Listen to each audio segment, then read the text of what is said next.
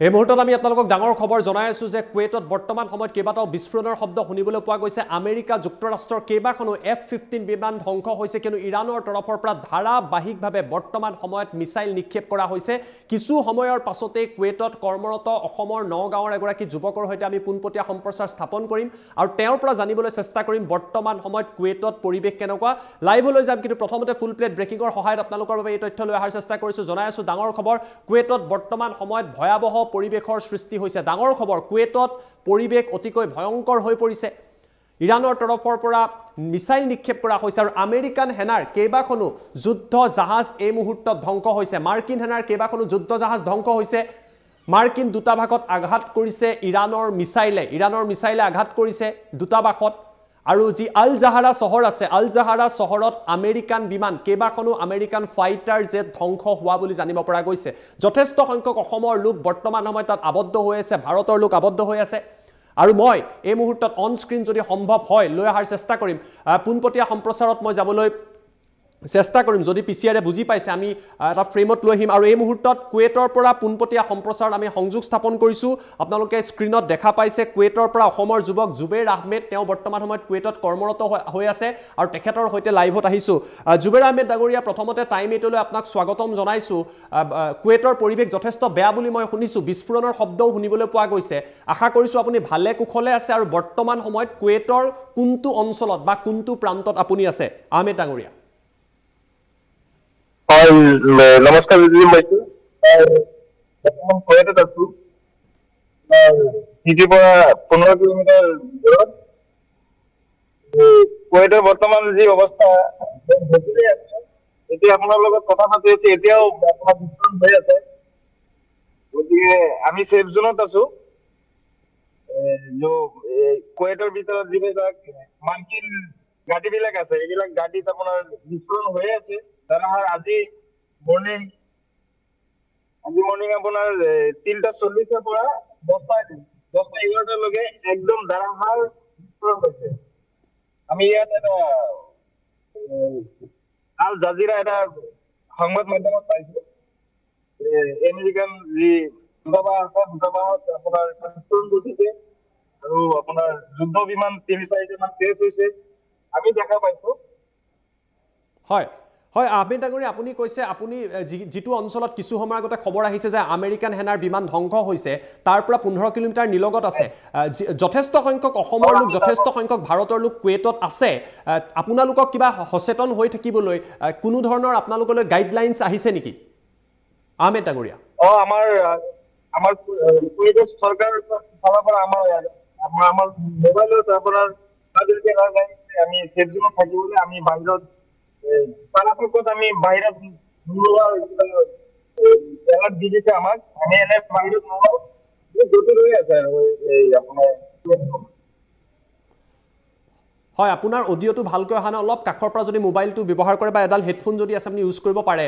আৰু তেতিয়ালৈকে যদি সম্ভৱ হয় কেমেৰাটো যদি আপুনি ঘূৰাই আমাক পৰিৱেশটো দেখুৱাই দিয়ে, যিহেতু আপুনি কুৱেটৰ সেই প্ৰান্তটোত আছে, যদি সম্ভৱ হয়। আৰু এয়া ফুল স্ক্ৰীণ মই দিবলৈ অনুৰোধ কৰিছোঁ। তেখেতে চেষ্টা কৰিছে, জুবেৰ আহমেদে, তেখেতে এই মুহূৰ্তত আমাক দৃশ্য দেখুৱাইছে এয়া কুৱেটৰ পৰা লাইভ। আপুনি যদি কেমেৰাটো ছুইচ কৰি অলপ বৰ্ণনা কৰি দিয়ে আপুনি কোনটো প্ৰান্তত আছে, আজি কেনেকুৱা পৰিৱেশ। আৰু এয়া চাওক কুৱেটত তেওঁ এই প্ৰান্তটোত আছে। হয় ডাঙৰীয়া, একদম নিস্তব্ধ হৈ আছে, একদম তাত সব গাড়ীবিলাক ঘৰতে আছে, কোনেও ৰাস্তাত ওলোৱা নাই, এনেই গাড়ীবিলাক উঠি আছে পাৰ্কিঙত। হয় আপুনি দৃশ্যটো দেখুৱাই আছে আৰু অসমৰ দৰ্শকে চাই আছে। আপোনালোক ভালে কুশলে থাকক। আজি গম পোৱা গৈছে আপুনি যিটো অঞ্চল আছে তাৰ পৰা 15 কিলোমিটাৰ নিলগত আছে এখন আল জাহাৰা চহৰ, যিখন চহৰৰ কথা কোৱা হৈছে, য'ত 2খনকৈ ফাইটাৰ জেট ধ্বংস হোৱা বুলি আমি জানিব পাৰিছোঁ। আৰু আমেৰিকান দূতাবাসতো আক্ৰমণ হোৱা বুলি কৈছে। কিমান দূৰত আছে কুৱেট চিটিৰ পৰা? চিটিৰ পৰা আপোনাৰ এইটো 20 কিলোমিটাৰ দূৰত হ'ব। আমি আছো 15 কিলোমিটাৰ দূৰত। আমি এৰিয়াতে আছো, 15 কিলোমিটাৰ দূৰত আছো। আৰু যথেষ্ট মানুহৰ সংখ্যা বৰ বিশেষ মই দেখা নাই, হয়তো জনতাও বৰ বিশেষ ওলাই অহা নাই, ঘৰতে বহু লোক সোমাই আছে চাগে। সব মানুহ আপোনাৰ ঘৰতে সোমাই আছে। চৰকাৰৰ ফালৰ পৰা আপোনাৰ এলাৰ্ট জাৰি কৰিছে, আপোনাৰ বাহিৰত ওলাব মানে বাহিৰত ওলাব নালাগে বুলি মোবাইলত আপোনাৰ ইমাৰ্জেঞ্চি এলাৰ্ট আহি আছে আৰু আপোনাৰ দাৰাহাল চাইৰেন বাজি আছে ইয়াতে একদম ৰাস্তা ঘাট চব খালী হৈ আছে হয় সাইৰেনৰ শব্দ কালিও শুনিছে আজিও শুনিছে সাইৰেন কিমান সময়ত মানে শব্দ শুনিবলৈ পাইছে আৰু মিছাইল অহাৰ সময়ত সাইৰেন বাজে আগতীয়াকৈ আপোনালোকক জনাই দিয়ে চৰকাৰে আগতীয়াকৈ জনাই দিয়ে সাইৰেন আমাৰ ওচৰতে আছে সাইৰেন আজি মৰ্নিং 3:40 পৰা 10টালৈকে একে ধাৰাসাৰ সাইৰেন বাজি আছে বোমা বিস্ফোৰণ হৈ আছে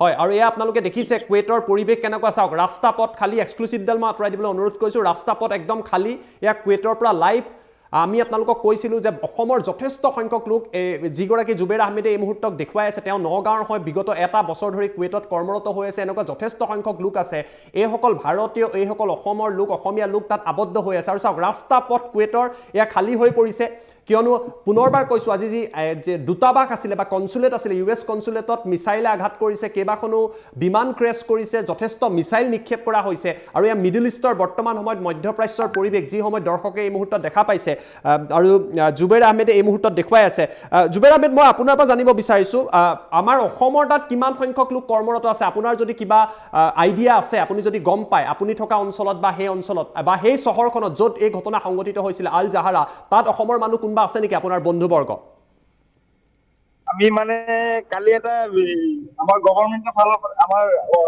ইণ্ডিয়া গভৰ্ণমেণ্টৰ ফালৰ পৰা কিবা এটা লিষ্ট চাইছিলোঁ সেই লিষ্ট মতে আমাৰ ইয়াত 9 লাখ কিমান মানুহ আছে আমাৰ এই কুৱেটত এনে আমাৰ যিটো বিস্ফোৰণ হৈ আছে যিটো এৰিয়াত দ্বাৰা ইয়াত বহুত আছে আপোনাৰ কিন্তু বিশেষকৈ আমি অনুমানিক এনে ক'ব পাৰিম 4 লাখ মান মানুহ আছে ইয়াতে হয় আপুনিও ভালে কুশলে থাকক পুনৰবাৰ যদি আপুনি আপোনাৰ ফালে কেমেৰাটো সুইচ কৰি দিয়ে আমি আপোনাৰ সৈতে পুনৰবাৰ কথা পাতিম এয়া কুৱেটৰ আপুনি দৃশ্যাংশ দেখুৱালে যেহেতু বৰ্তমান সময়ত বিমান সেৱাও বন্ধ কৰি দিছে গতিকে জুবেৰ আহমেদ আপোনালোক কোন সময়ত ওলাব পাৰে কেতিয়া ওলাব পাৰে কেনেকৈ কিবা টাইমিং বান্ধি দিছে বা ভাৰত চৰকাৰৰ দূতাবাস বা এম্বেচি আপোনালোকৰ লগত যোগাযোগত আছে যোগাযোগত আছে মানে ভাৰতীয় দূতাবাস মতে আমাৰ কাৰোবাৰ দৰকাৰ নহয় বাহিৰত ওলোৱাৰ তেতিয়াহ'লে বাহিৰত নোলাব দৰকাৰ হ'লে ওলাব আৰু ঘৰত আহি যাব আৰু যিকোনো ছাদৰ তলত বা বিল্ডিঙৰ তলত সোমাই থাকিবলৈ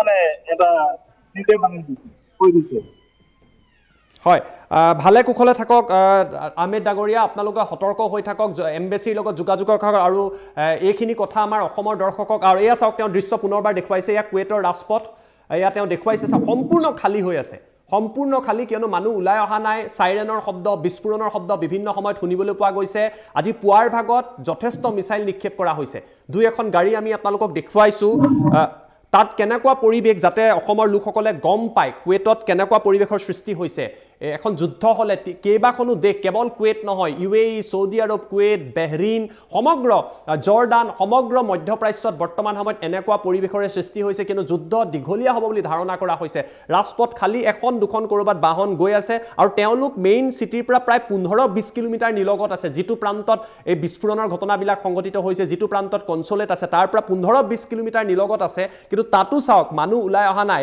যেহেতু ৰমজান মাহ চলি আছে ৰমজান মাহৰ সময়তেই কিন্তু চৰকাৰে কৈছে মছজিদত যোৱাৰ ক্ষেত্ৰতো কিছু নিষেধাজ্ঞা দুদিনমান আগতে দিছিলে হয় এই কথাটো মই জানিব বিচাৰিছোঁ তাৰাবি নামাজৰ পৰা আৰম্ভ কৰি বিভিন্ন নামাজৰ ক্ষেত্ৰতো প্ৰতিবন্ধকতা জাৰি কৰিবলগীয়া হৈছে এই ব্যৱস্থাৰ বাবে আহমেদ ডাঙৰীয়া আপুনি মোক কৈছিলে হয় সব আপোনাৰ ইয়াত দুদিন ধৰি তাৰাবি নামাজ ইয়াত নিষেধাজ্ঞা কৰিছে কুৱেট চৰকাৰে